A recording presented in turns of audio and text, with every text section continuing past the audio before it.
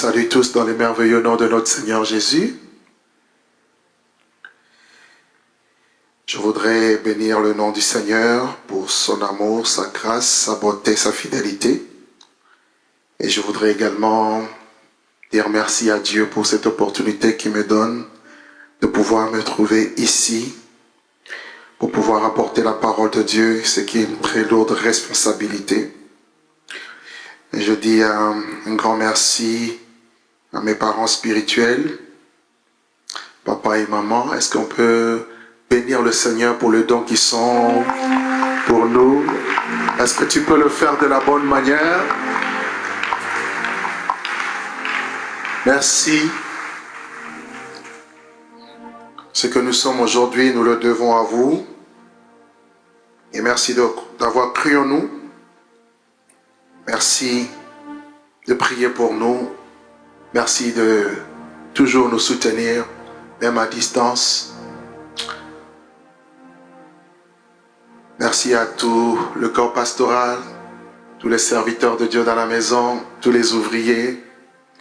Et merci à toute l'Église. Recevez également les salutations de mon épouse, ainsi que de toute la famille spirituelle au niveau de la France.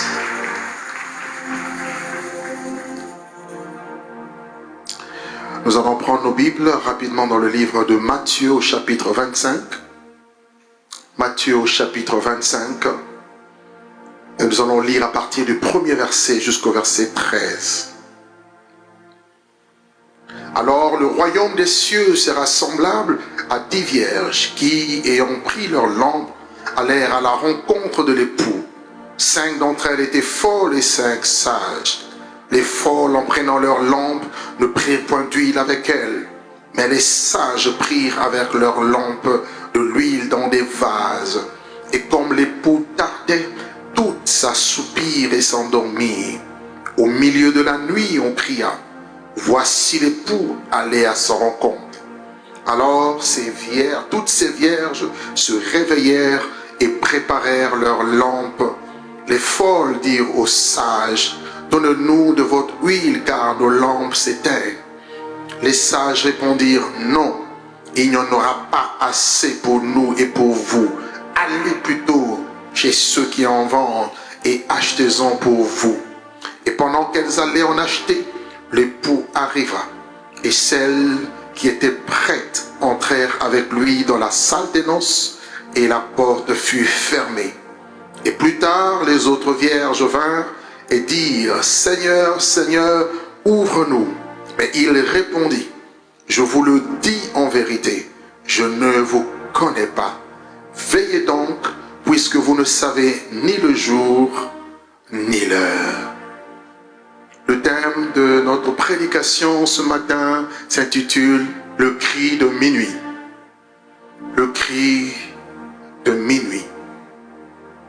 Ce texte, Matthieu chapitre 25 que nous venons de lire, est une parabole de Jésus-Christ qui est riche en enseignements qu'il va donner à ses disciples, également donner au peuple de Dieu à l'aube de son arrestation. Après avoir accompli un ministère glorieux pendant 3 ans et demi, il allait de ville en ville, de village en village, prêchant l'évangile du royaume, guérissant les malades, ouvrant les yeux des aveugles, purifiant les lépreux, délivrant les captifs et ressuscitant les morts. Jésus faisait du bien aux gens, il était loin du Saint-Esprit et de force, et partout où il allait, il faisait du bien, nous dit la Bible, et il guérissait tout ce qui était sous l'empire du diable. Et voyez-vous, au soir de son ministère terrestre, avant qu'il ne regagne le ciel, qu'il retourne vers le Père qu'il avait envoyé, il va donner des messages forts, des messages très interpellateurs, des messages qui nous emmènent à être éveillés, réveillés par rapport à l'urgence du temps, par rapport au temps dernier. Et c'est un message qui constitue donc un avertissement pour les leaders, un avertissement pour l'Église, un avertissement pour le peuple de Dieu. C'est un message qui concerne l'Église par rapport à l'heure dans laquelle elle se situe par rapport au retour de Jésus. C'est un message, comme je le disais, d'avertissement, un message qui appelle à notre attention. Le Seigneur veut que tu sois attentif. C'est un message qui t'appelle à la prudence, que tu sois prudent, que tu ne sois pas distrait. Il dit, voici, je vous envoie comme des brebis au milieu de loups. Soyez simples comme des colombes et prudents comme des serpents. Prudents face au danger, prudents face au mauvais vent, prudent face à l'ennemi qui rôde comme un lion rugissant, cherchant qui dévorer, prudent face à la chair qui est le premier obstacle même que tu as à rencontrer ou à faire face. C'est un message d'avertissement pour nous dire qu'il y a danger, qu'il y a risque. Les temps sont mauvais, il faut être vigilant, il faut garder le cap, il faut être attentif. Mais c'est aussi un message pour éveiller notre intelligence spirituelle, notre saine intelligence pour que nous ne tombions pas dans la distraction. Une des grandes stratégies de l'ennemi, s'il sait qu'il ne peut pas te faire tomber dans le péché, c'est de te faire tomber dans la distraction. La distraction, c'est quoi? C'est être concentré sur tout sauf l'essentiel. C'est ça, distrait. Tu dois quitter un point pour aller vers un point B devant toi. Et on t'appelle à gauche, tu regardes à gauche, tu regardes à droite, tu es distrait et tu ne poursuis pas ta route vers l'objectif, vers la cible. Faut-il que chacun d'entre nous puisse avoir le regard sur Jésus. La Bible dit, portant le regard sur Jésus, qui suscite la foi et qui l'amène à la perfection, afin de courir dans la carrière qui nous a été ouverte. Parce que les temps sont mauvais. Nous vivons les temps derniers. Et ce message de cette parabole est précédé par une série des signes que le Seigneur va donner aux disciples avant qu'ils ne soient arrêtés, crucifiés, avant de retourner vers le Père. Un jour, les disciples étaient avec Jésus et Jésus était dans le temple, il a prêché, il a enseigné, il a libéré toutes sortes de messages contre les pharisiens. Il a traité de race de vipères, d'hypocrites. Il a pleuré sur Jérusalem en disant, Jérusalem, Jérusalem, qui tue les prophètes et qui lapide ceux qui te sont envoyés. Combien de temps ai-je voulu rassembler tes enfants comme une poule rassemble ses coussins, ses poussins sous ses ailes, mais tu ne l'as pas voulu. Il viendra le jour où tes ennemis t'enfermeront de toutes tranchées et te détruiront, toi et tes enfants, parce que tu n'as pas connu le temps où tu as été visité. Jésus sort du temple. Lorsque le Dieu de gloire sort du temple, le temple reste vide. Lorsque le Dieu du temple sort du temple, El Bethel n'est plus à Bethel. Bethel ne reste qu'un tas de pierres sans vie. Voilà pourquoi on lui montre les bels ornements qui faisaient, les belles pierres qui faisaient l'ornement du temple de Jérusalem, que Hérode avait embelli. Et Jésus va dire, voyez-vous toutes ces choses, il ne restera pas ici, pierre sur pierre, qui ne soit renversé. Pourquoi? Parce que le Dieu de l'église était sorti, le Dieu du temple était dehors. Il est parti.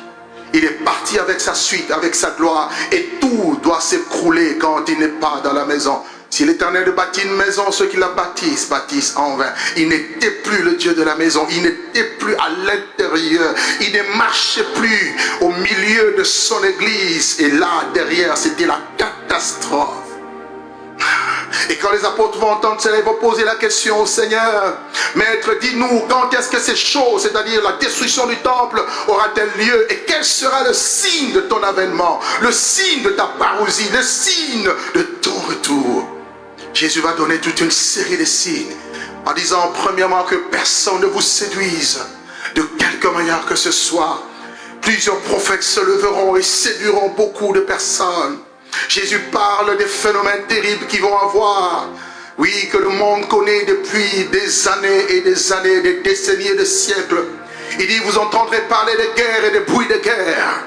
Il dit, une nation se lèvera contre une nation, un royaume contre un royaume. Il y aura en divers lieux des famines, des pestes. Il y aura des tremblements de terre, ces choses que nous voyons, des tsunamis, tout ce qui se passe en termes de catastrophes dans le monde entier. Il dira alors on vous livrera au tourment, on vous frappera. Il dit plusieurs seront haïs à cause de mon nom. Vous serez persécutés à cause de mon nom. Il dira que l'iniquité se sera accrue et l'amour du plus grand nombre se refroidira. Il y aura un refroidissement dans l'amour de Dieu dans les cœurs de plusieurs. Il dit mais celui qui persévérera jusqu'à la fin sera sauvé. Et aujourd'hui mon message c'est pour réveiller quelqu'un et pour encourager quelqu'un à persévérer jusqu'à la fin. Dis avec moi, je vais persévérer jusqu'à la fin. Celui qui persévérera jusqu'à la fin, c'est celui-là qui sera sauvé. Il dit parce que l'abomination, lorsque vous verrez l'abomination de la désolation dont a parlé le prophète Daniel, établie en lieu saint, que celui qui lit fasse attention. Quand on parle d'abomination, on parle de plusieurs choses. Mais je voudrais parler juste d'une seule abomination. Une seule pratique que Dieu appelle l'abomination. L'idolâtrie est une abomination. L'homosexualité est une abomination. Aujourd'hui, l'abomination est dans le lieu saint. Aujourd'hui, vous avez des églises dirigées par des pasteurs homosexuels. Aujourd'hui, c'est reconnu, même en France, d'où je suis, où je vis, où j'exerce le ministère. Il y a des églises qui ont reconnu l'homosexualité. Au jour d'aujourd'hui, prêcher contre l'homosexualité, ça peut vous coûter la vie, ça peut vous coûter cher. On peut vous arrêter et vous mettre en prison. Aujourd'hui, l'église est désacralisée. L'abomination de la désolation dont a parlé le prophète Daniel est établie en lieu saint. Que celui qui lit fasse attention. Jésus nous a avertis en nous donnant tous ces signes. Frères, sœurs, dans la Bible, il n'y a pas que les miracles. Dans la Bible, il n'y a pas que la bénédiction. Dans la Bible, il n'y a pas que l'onction. Dans la Bible, il n'y a pas que la réussite. Dans la Bible, il y a aussi la préparation au retour de Jésus. Et Dieu m'a mandaté ce matin pour dire à l'église, nous devons nous préparer parce que Amashia revient. Yeshua Amashia revient. Jésus-Christ revient. Et il revient bientôt. Et l'église doit être prête.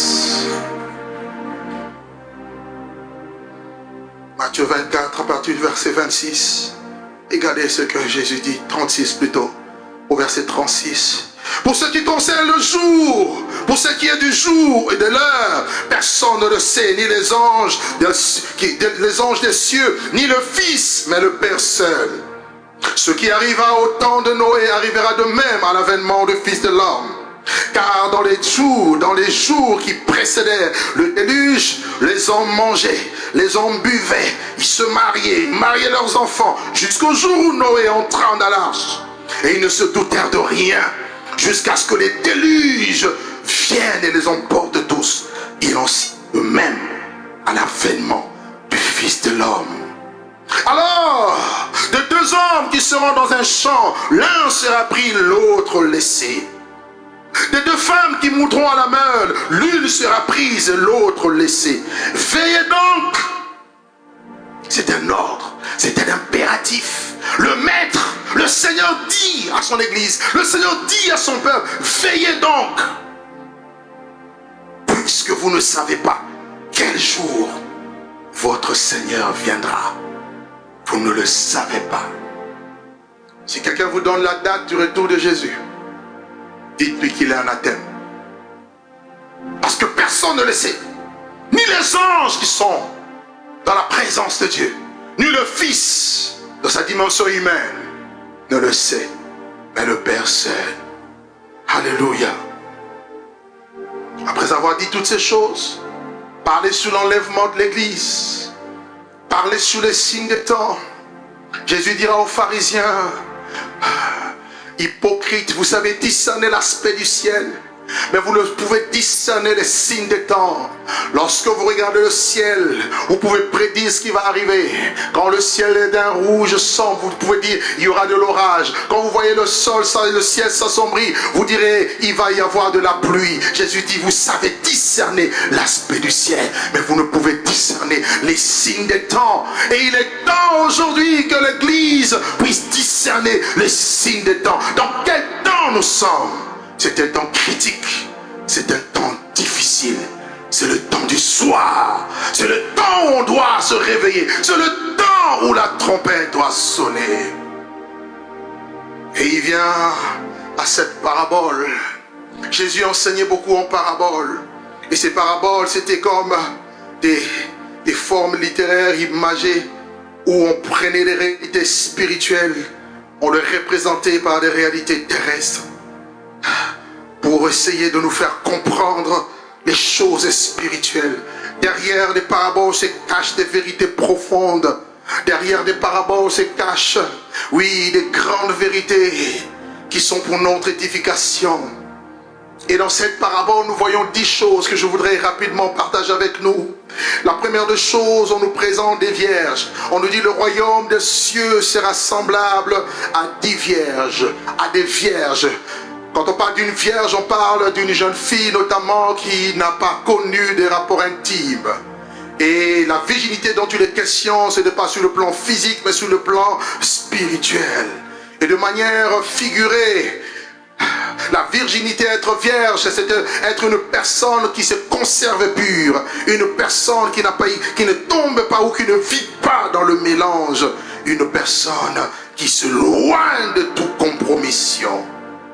C'est un mot qui vient du grec parthénos, qui parle de l'abstinence de toute impureté, l'abstinence de toute prostitution et de toute idolâtrie, se garder pur pour son Dieu, se garder pur comme Daniel à Babylone. La Bible dit Daniel refusa de se souiller avec les mets du roi. Il y a toujours un choix, soit d'accepter la souillure, soit de refuser la souillure. Mais le choix est individuel, le choix est personnel. 2 Corinthiens chapitre 11 verset 2, l'apôtre Paul dit ceci: car je suis jaloux de vous, en parlant aux Corinthiens, parce que je vous ai fiancé à un seul époux pour vous présenter à Christ comme une vierge pure. Les 5 ministères que Dieu a établis, donnés à l'église, sont pour mission aussi de préparer l'église, de préparer l'épouse à la rencontre avec son époux. Paul dit: je vous ai fiancé en vous annonçant la parole de Dieu. Je vous ai détaché des choses du monde pour vous attacher aux choses d'en haut. Je vous ai détaché des choses terrestres, des choses qui font que les hommes deviennent ennemis de la croix, pour vous affectionner aux choses d'en haut, où Christ est assis à la droite de Dieu le Père. Il dit: je vous ai fiancé pour vous présenter à Christ comme une vierge pure. Une vierge, c'est une personne qui a donné sa vie à Jésus. Le jour où tu acceptes Jésus-Christ comme Seigneur et Sauveur, dans ton cœur, tu deviens une vierge pure. Alléluia. Le jour où tu acceptes de suivre Jésus, tu deviens également une vierge pure. Regardez Apocalypse 14. Apocalypse 14, verset 1, et puis le verset 4 à 5. Il est dit ceci, c'est Jean qui parle. Je regardais, et voici l'agneau se tenait sur la montagne de Sion, et avec lui 144 000 personnes qui avaient son nom et le nom de son Père écrit sur leur front. Verset 4. Ce sont ceux qui ne se sont pas souillés avec des femmes, car ils sont vierges. Voyez-vous, et ils suivent l'agneau partout où il va. Ils ont été rachetés d'entre les hommes comme des prémices pour Dieu et pour l'agneau. Et de leur bouche, il ne s'est point trouvé de mensonge, car ils sont irréprochables. La Bible, en parlant de vierges, on nous dit, ce sont des personnes qui ne se sont pas souillées avec des femmes. On ne les retrouve pas dans la débauche, on ne les retrouve pas dans l'impudicité, on ne les retrouve pas dans toutes sortes de pornographie, on ne les retrouve pas dans toutes sortes, de débauche et d'impureté, parce qu'ils sont saints, parce qu'ils décident de se mettre à part. Nous sommes dans un temps, dans une génération où le péché, notamment sexuel, est tellement ancré. C'est grave. Vous avez des gens, vous ne pouvez même pas imaginer, mais vous ne savez pas ce qu'ils font dans le secret. Dans le secret, énormément de gens vivent dans l'impudicité, dans la débauche. J'ai fait certaines recherches quand je donnais un séminaire de couple. Des recherches aux États-Unis, des recherches en France. Plus de 80% des couples mariés, l'un des partenaires vit dans la débauche. Quand vous regardez les statistiques, c'est grave. Je ne parle pas des païens, je parle des chrétiens, je parle de l'église. Le nombre de divorces, c'est remariage. Le nombre d'infidélités, c'est horrible. Le nombre de chrétiens qui soi-disant sont remplis dans la masturbation, qui font des choses honteuses. C'est horrible. Quand on est vierge, on se purifie. Quand on est vierge, on se sanctifie. Quand on est vierge, on met ces choses de côté. Quand on est vierge, on recherche la gloire de Dieu. Mon corps est le temple du Saint-Esprit. Mon corps n'est pas une poubelle. Mon corps appartient à Dieu. Je dois glorifier Dieu dans mon esprit et dans mon corps qui appartiennent à Dieu. Oui, le ventre, la nourriture est pour le ventre pour la nourriture. Dieu détruira l'un et l'autre. Mais le corps n'est pas pour l'impudicité. Le corps est pour Dieu. Est-ce que quelqu'un peut me donner un amen? Sois libéré de la débauche, sois libéré du péché, sois libéré. Alléluia. Je sais que c'est un message où on n'acclame pas beaucoup, mais c'est pas grave. Si je prêchais sous l'onction, tu allais être debout. Mais Dieu m'a pas dit ça, il m'a dit prêche ce message pour avertir l'église. Sonne la trompette et avertis mon peuple. Sonne la trompette et avertis mon peuple. Vous n'avez aucune idée de certains qui se tiennent derrière la chair, qui crient Alléluia, mais qui ont une double vie.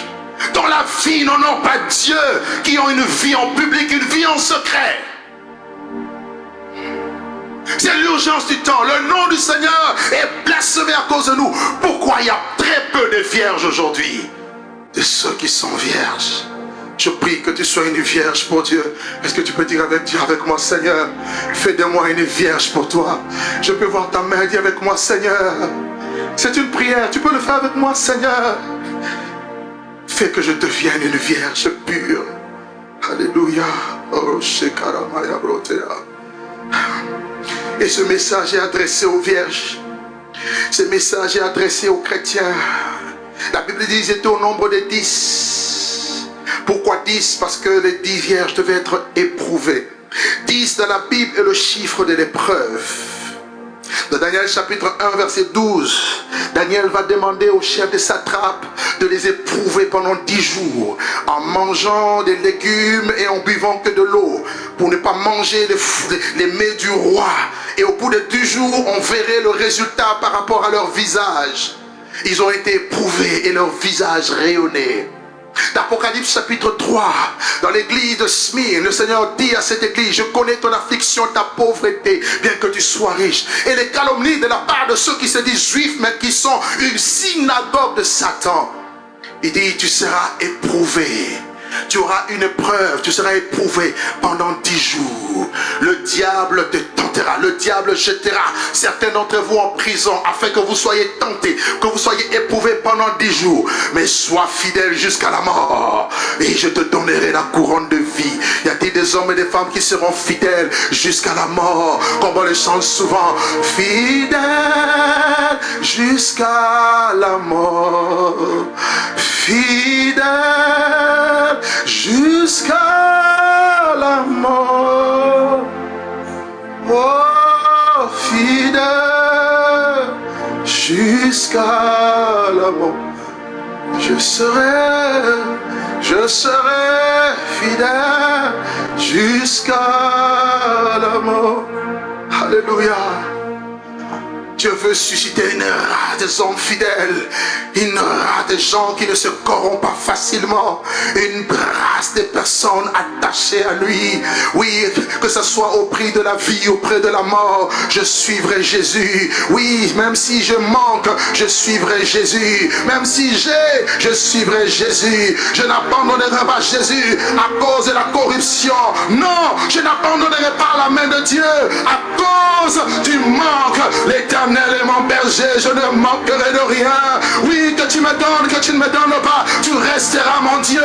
Je sais vivre dans l'abondance, je sais vivre dans la disette. En tout et pour tout, Christ sera glorifié dans ma chair. Les choses qui sont pour moi de gain, je les ai regardées comme de la boue, comme une perte, à cause de l'excellence de la connaissance de Jésus-Christ, mon Seigneur. Je voudrais dire à quelqu'un: cours jusqu'au bout, cours jusqu'au bout, garde la flamme. Reste fidèle, reste attaché à Dieu, reste fidèle, tu recevras la couronne. Oh Aujourd'hui, nous courons après la couronne des hommes.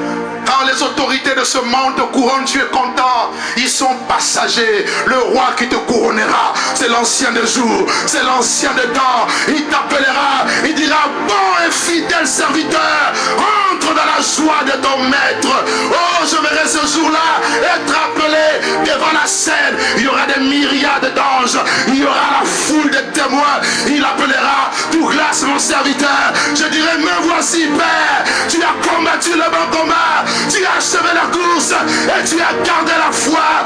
Désormais, la couronne de justice t'est donnée. Et c'est ça pour l'éternité. Quelqu'un m'entend? Nous courons après des choses éphémères que tu vas laisser. Personne ne fera 120 ans ici. Tu vas laisser ces choses. Je te parle des choses éternelles, des choses non périssables. Nous regardons non pas aux choses visibles, mais celles qui sont éternelles. Les choses visibles sont passagères, mais les choses spirituelles sont éternelles. Oh, que quelqu'un se prête à recevoir la couronne de vie. Ce jour-là, nous partirons. Ce jour-là, nous partirons devant le tribunal de Jésus. Chacun sera jugé selon ses œuvres, selon ce qu'il aura fait dans ce monde. Que les gens te voient, que les gens ne te voient pas. Sois fidèle à Dieu. Ne cherche pas à plaire aux hommes. Si je plaisais encore aux hommes, je ne serais plus serviteur de Christ. Un serviteur de Dieu n'attend pas l'approbation des hommes. Ce n'est pas celui qui se recommande lui-même qui est approuvé, mais c'est celui que Dieu, que le ciel recommande. Et si le ciel te recommande, qui va te désapprouver? When Jesus say yes, nobody can say no. Non, je n'ai pas compris. Quand Dieu dit oui, personne ne dira non. Quand Dieu t'a élevé, personne ne va te rabaisser. Quand Dieu... Alléluia. Y a-t-il quelqu'un qui est prêt à combattre le bon combat, à garder la foi, à achever la course, à recevoir la couronne incorruptible de la justice? Je l'aime, je l'aime.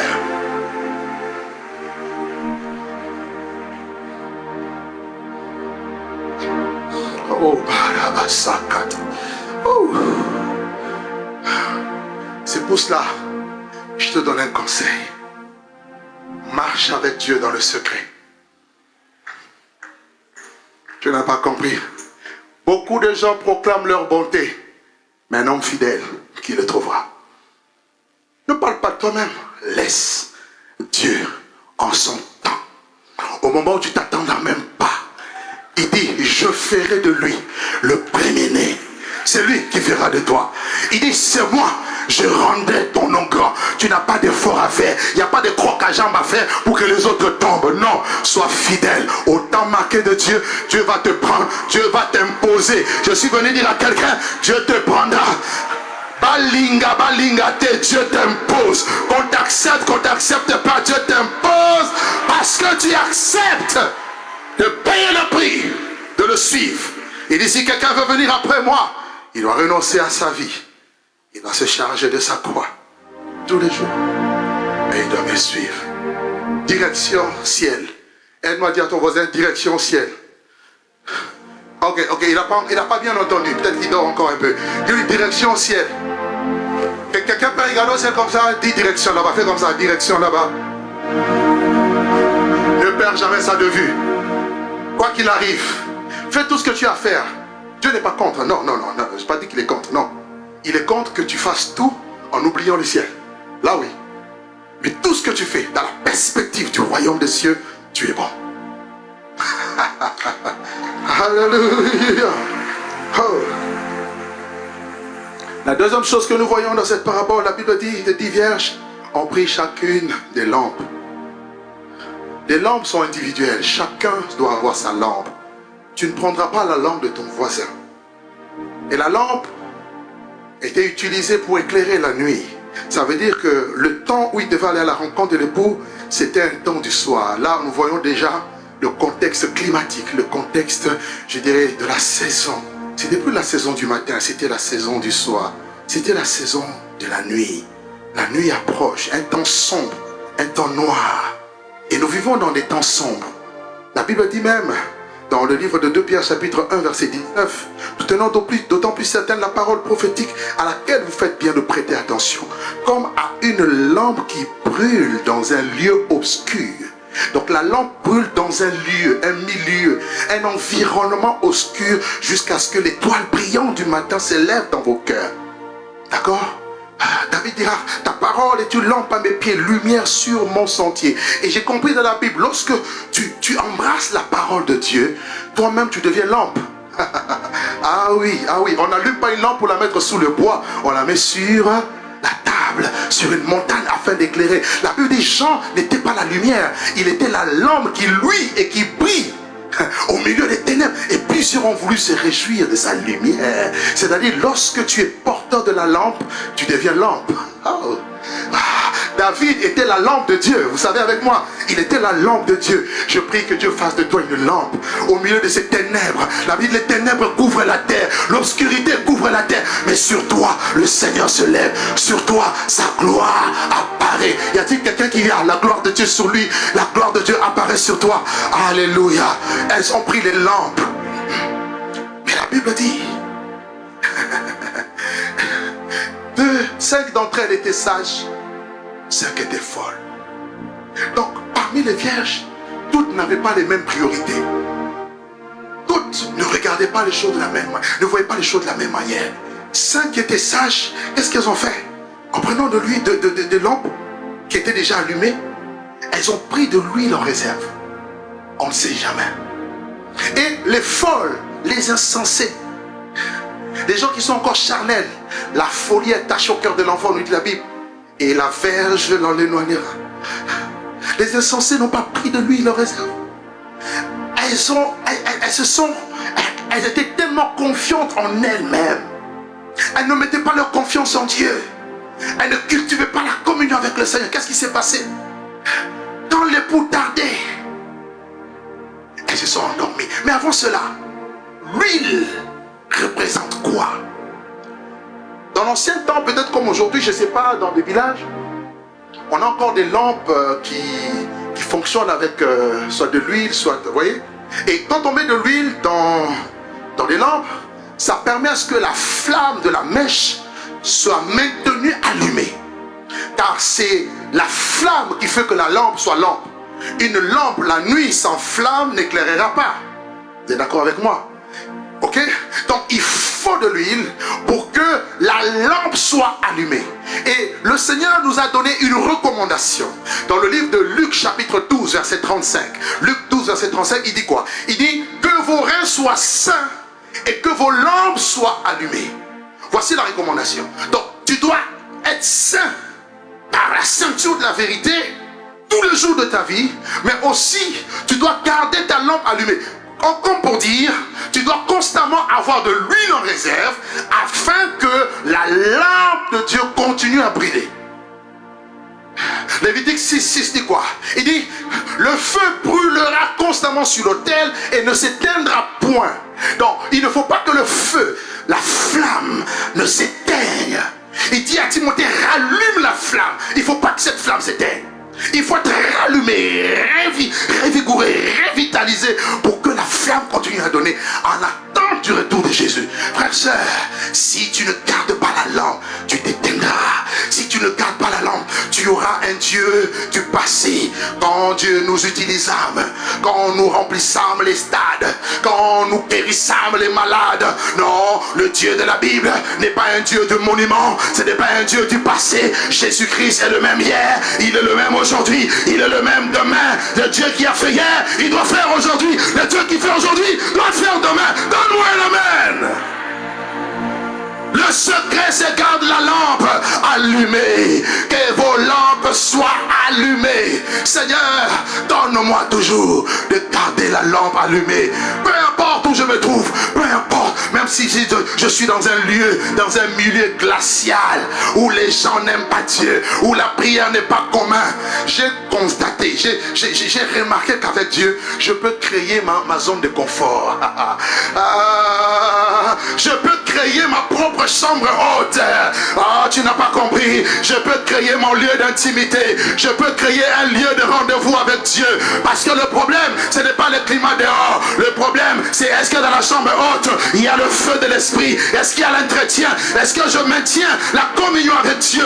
Est-ce que je maintiens la plénitude du Saint-Esprit? Il dit ceci: ne vous enivrez pas de vin, c'est de la débauche. Soyez au contraire remplis du Saint-Esprit. Que faire pour être rempli du Saint-Esprit? Il faut prier. Il faut prier. Dans Acte 4, ils étaient découragés. La Bible dit, ils ont commencé à prier. Seigneur, vois leurs menaces. Seigneur, accorde tes serviteurs d'annoncer la bonne nouvelle. Alléluia. Avec assurance, en étendant ta main, qu'il se produise des guérisons, des miracles. Ah, la Bible dit, le lieu où ils étaient trembla et ils furent tous remplis du Saint-Esprit. Je prie ce soir, ce matin, que Dieu te remplisse de son huile. Que Dieu te remplisse de son huile. Que Dieu te remplisse de son huile. Que Dieu te remplisse de l'huile de l'Esprit, de l'huile de l'onction.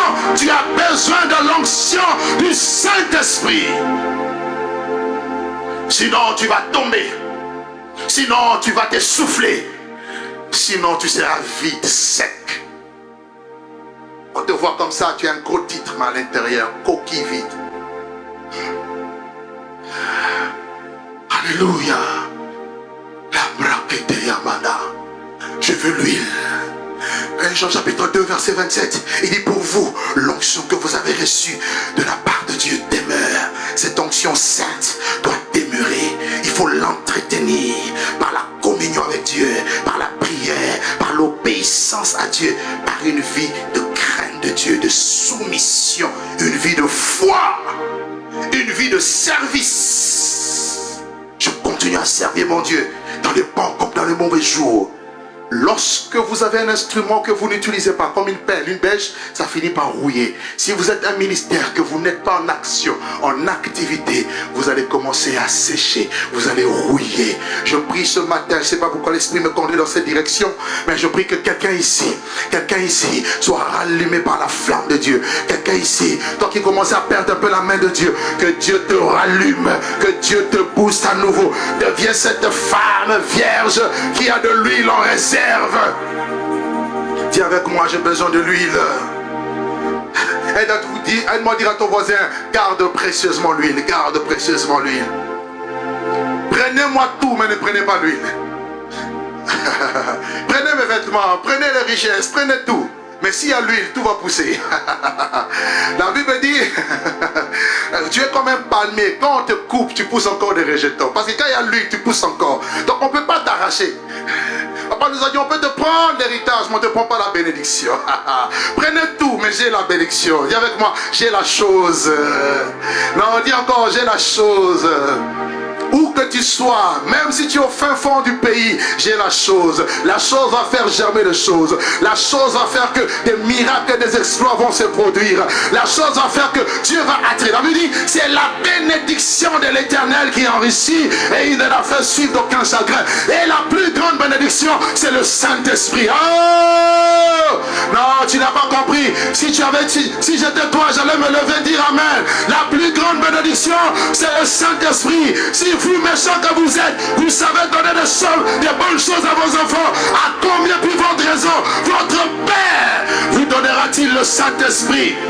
Quand il a envoyé les disciples, il leur a pas donné des bâtiments, il leur a pas donné de l'argent, il leur a donné la puissance du Saint-Esprit. Car la puissance du Saint-Esprit attire les âmes, la puissance du Saint-Esprit attire les riches, la puissance du Saint-Esprit amène les bâtiments, la puissance du Saint-Esprit forme les disciples, la puissance du Saint-Esprit. J'ai besoin de l'huile.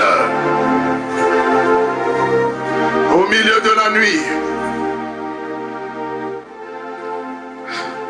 Alléluia. Dis avec moi, l'époux tardé. Comme l'époux tardé, elles se sont endormies. Voici le problème d'aujourd'hui. C'est que l'époux tarde. L'époux prend le temps à venir. Il met beaucoup de temps. Il se fait désirer. Il reste longtemps. Le temps d'attente devient long. Il y en a qui commencent à se décourager. Il y en a qui commencent à abandonner.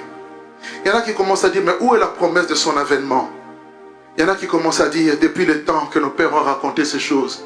Ah, vous chrétiens, vous dites toujours Jésus revient, Jésus revient. Depuis que je me suis converti, ça fait 40 ans, 50 ans, on dit toujours Jésus revient. Oui, il est où? Il est où? La Bible dit, le Seigneur tarde. Vous savez pourquoi? Il ne veut que personne ne périsse. Il veut que la grande moisson soit sauvée. Lui connaît le temps. Mais s'il ne vient pas, c'est que tu dois être en mission. Tu dois continuer la mission jusqu'à ton dernier souffle. Il n'y a pas de répit. Dans la mission, il n'y a pas de retraite. Ok, je peux le dire autrement. Il n'y a pas de retraite. Moïse, à 120 ans, il était en mission. Daddy, tu es en mission jusqu'à la fin. Je ne sais pas, s'il avait prévu la retraite, papa, je casse ça, pas de retraite, jusqu'à la fin. Les repos, oui, pas la retraite. 120 ans, il était en forme. Et je prie, nous irons jusqu'à 120 ans. Au nom de Jésus. Ok, regardez la blague que je fais souvent. À 120 ans, je ne marcherai pas avec une canne. À 120 ans, je ne mettrai pas de couche.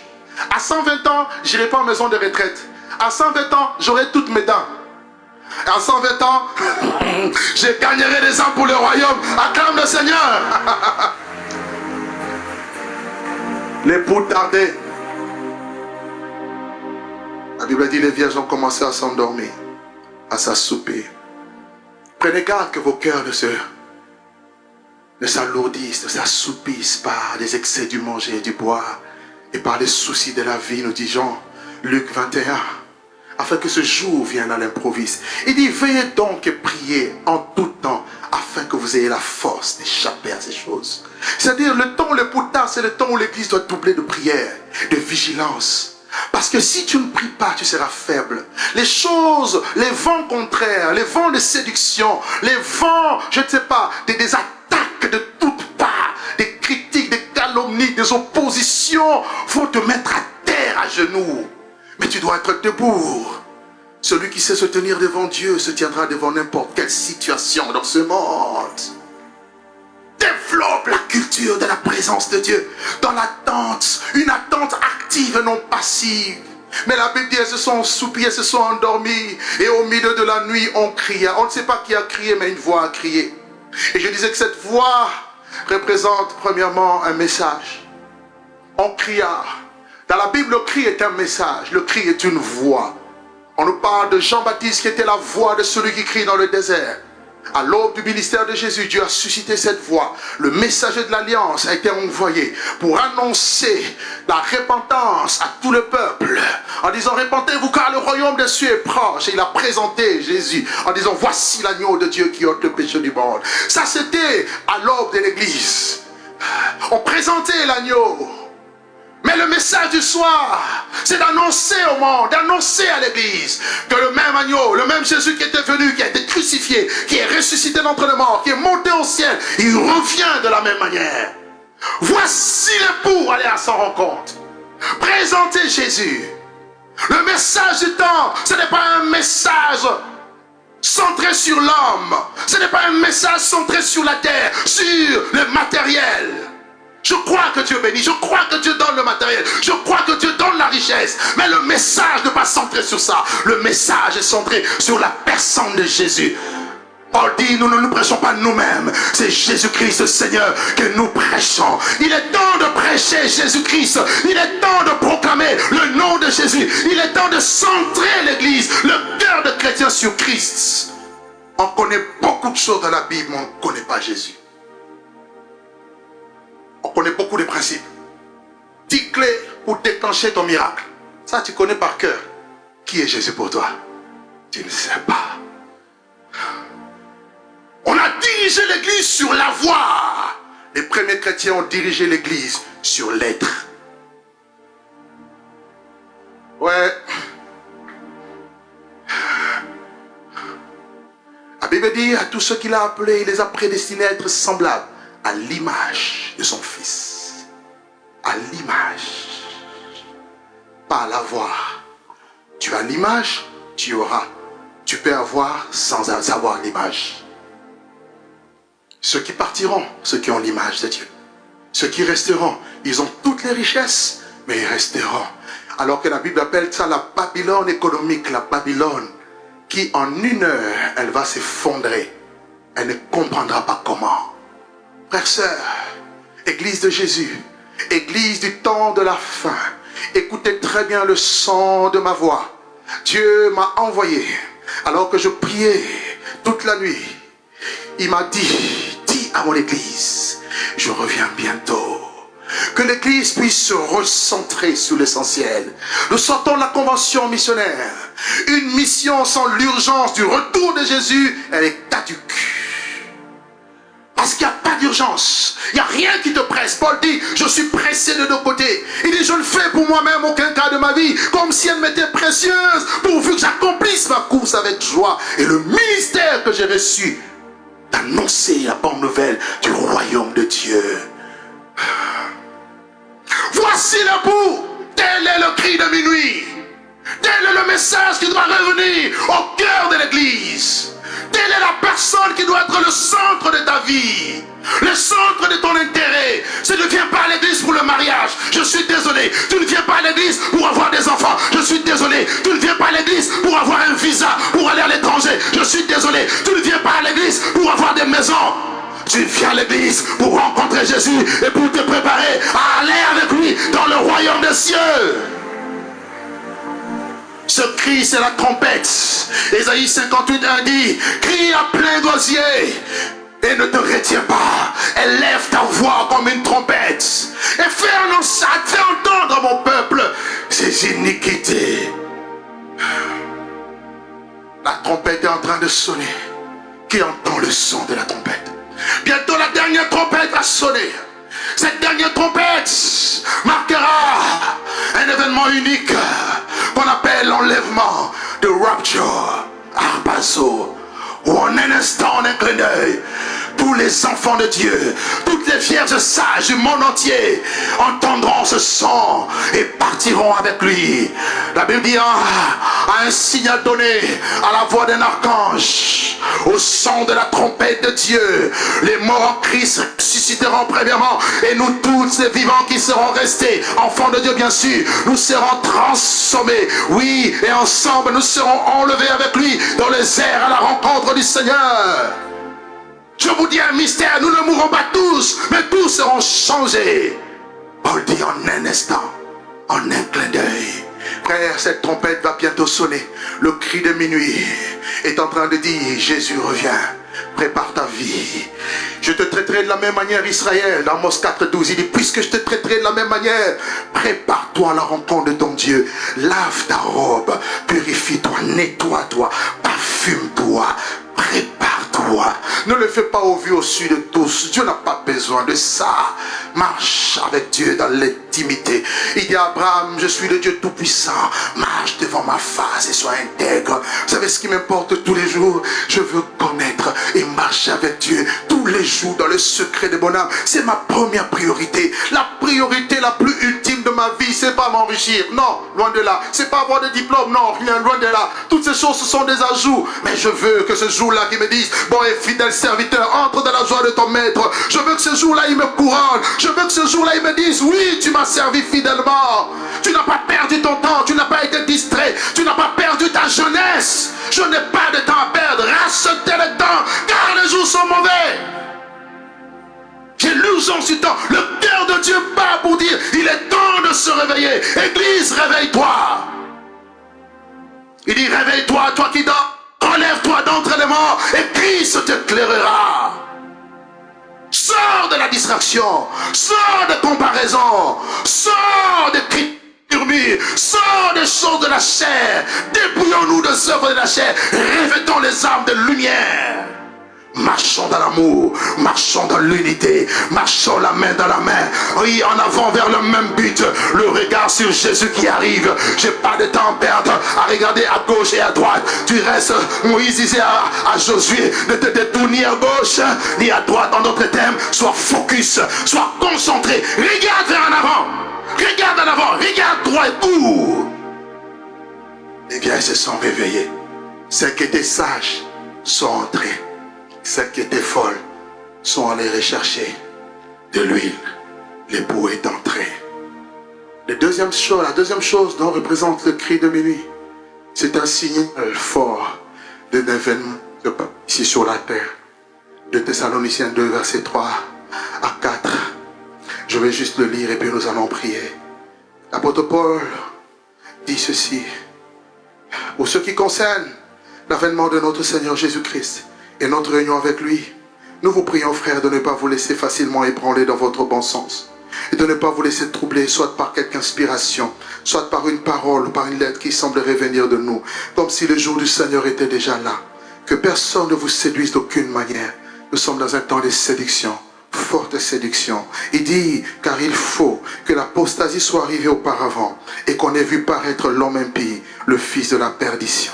L'adversaire qui s'élève au-dessus de tout ce qu'on appelle Dieu ou de ce qu'on adore, il va jusqu'à s'asseoir dans le temple de Dieu, se proclamant lui-même Dieu.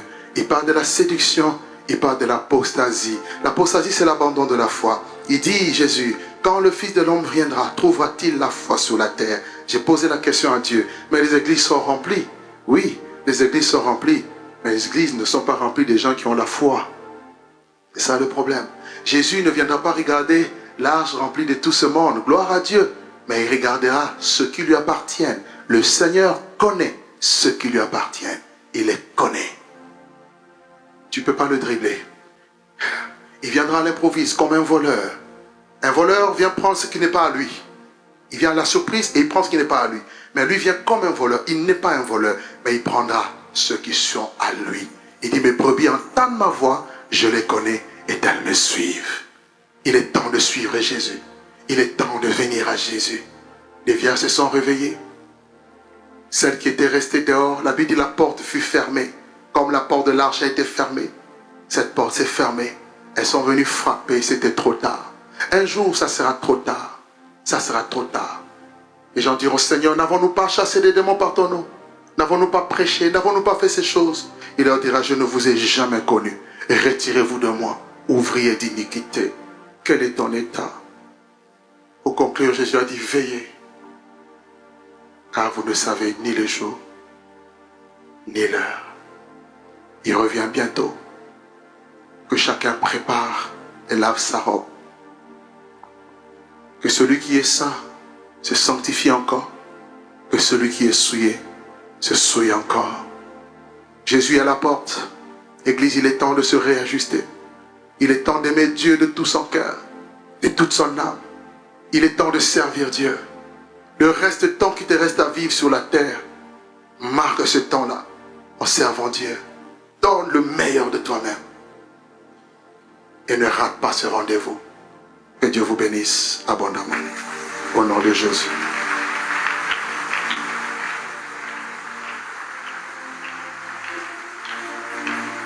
Il est tout pour moi.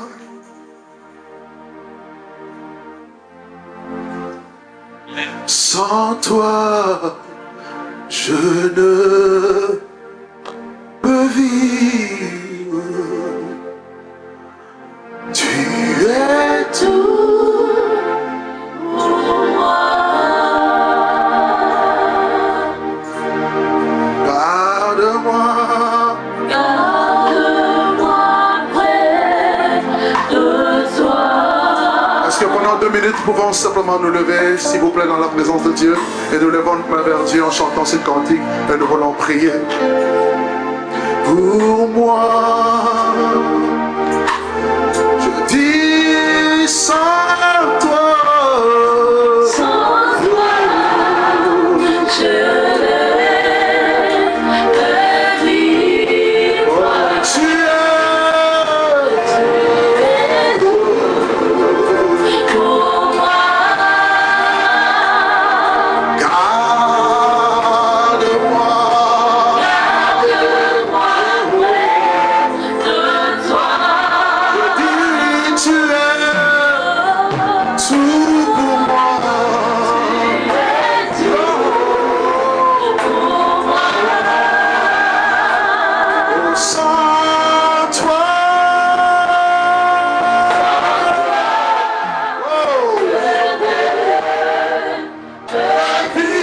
Je suis perdu sans toi.